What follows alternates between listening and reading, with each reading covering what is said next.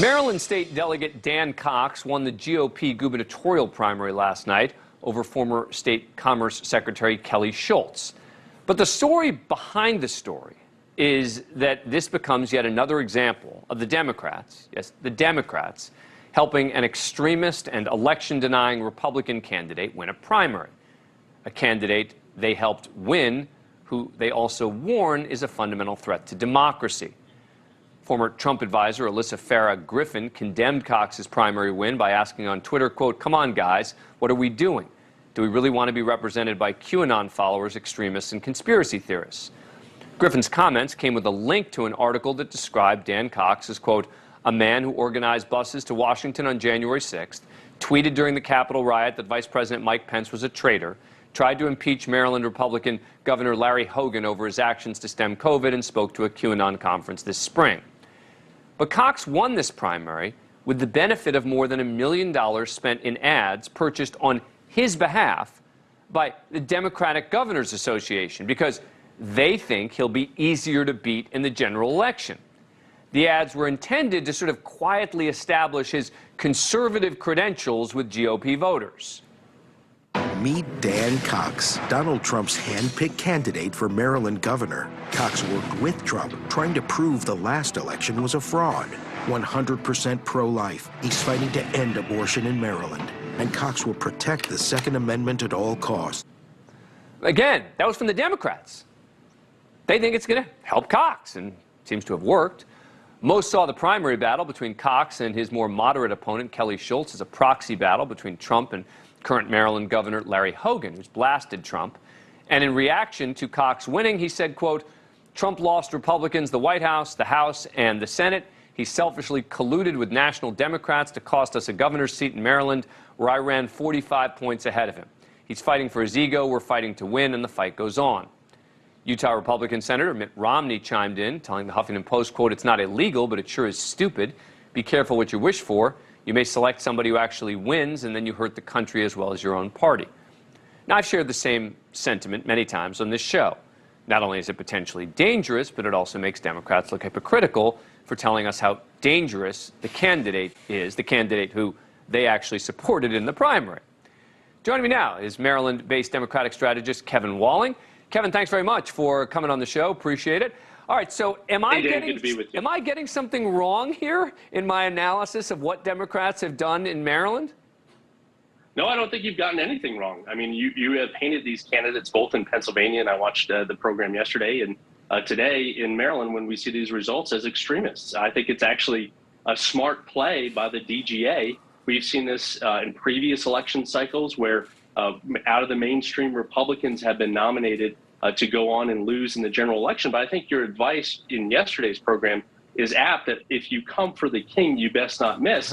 And now Democrats need to make sure we don't miss in the next 111 days with these candidates. Well, I mean, you referred to it as a smart play, right? And there is a sense of sort of gamesmanship around that.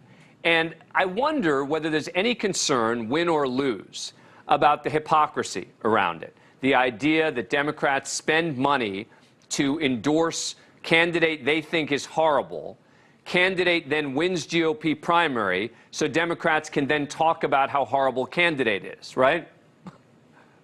Dan, I don't know if it's hypocrisy. I think it's a smart, as I said, campaign tactic. The DGA, the Democratic governors, I was just with them up in Maine at their summer meeting, play to win. Politics ain't beanbag, and you know the fact that you saw Dan Cox, now votes are still being counted, win by more than 16 points in Maryland. You saw Doug Mastriano, as you pointed out, win by 23 points in Pennsylvania. I think the DGA had an effect maybe in the margins in terms of those vote totals, but they necessarily represent the base of the Republican primary electorate in those two states. So I'm going to ask you, since you watched the show last night, the same question I asked last night, which is, if Cox wins, did Democrats make a huge mistake? Have me back in 112 days and I will answer that, Dan. Yeah, I mean, but seriously, I mean, if he were to win, what do Democrats say at the end of that? Do they say we totally messed up? Well, I think Maryland, and I have a lot of work experience in Maryland, is unique and separate from what we see in Pennsylvania. Maryland is home to supermajorities of Democrats in both the House of Delegates and the state Senate. And they very effectively, over the last 8 years with Larry Hogan, have overridden a number of his vetoes and things like that. And actually, the Maryland governor is actually not that strong of a governor compared to other states. So as long as we keep the state Senate and the House of Delegates blue and counter the extremism that we would see from the governor, I think it's still a safe bet. Well, wait, come on. I mean, you're basically saying it doesn't matter, right? So you know, we're good. We got the House and the Senate. So you know what? The governor kind of doesn't matter anyway. I mean, you know. No, the governor certainly matters. I think it's a different situation from Pennsylvania, where you have a 50-50 kind of electorate going on. And in Maryland, again, we play to win. I'm not ceding any ground in this governor's race to Dan Cox. Right. But again, no regrets. Dan Cox won. Democrats backed him. And that's good. No regrets. Let's beat the heck out of them as we play to win. Again, you better hope you win. We shall see, because in Pennsylvania, it seems to be backfiring a bit, right? I mean, in Pennsylvania, the numbers that Mastriano is showing have been surprising everybody, and they're going in the right direction for Mastriano. Certainly, it's a tighter race in Pennsylvania. I'm encouraged by seeing so many mainstream Republicans actually come out and endorse Josh Shapiro in that race. Again, 112 days out from that election is a long way to go. And certainly there are some headwinds against Democrats in a midterm election like this. But I'm hopeful in Pennsylvania that we'll continue to keep Harrisburg blue in terms of that governor's race as well. This is a dangerous game, man. And I get it. I mean, you're saying politics is a dirty game, and I hear that. But it ain't beanbag, Dan. I get it. But the game you guys are playing isn't just, I'm not talking about how dirty it is. I'm talking about how dangerous the chances that you guys are taking are. But Dan, we did not find these candidates to run. They represent mainstream Republican primary views in these states. This is not a Democrat campaign in terms of recruiting these candidates to run. These represent Trump-backed candidates in these races. These are mainstream Republicans. But you're helping them. I mean, again, you can't distance yourself from it. You guys, it's not just like you said, we hope this person wins. You put money behind it. Absolutely, because we can beat them in the general election, and we better sure as heck do that.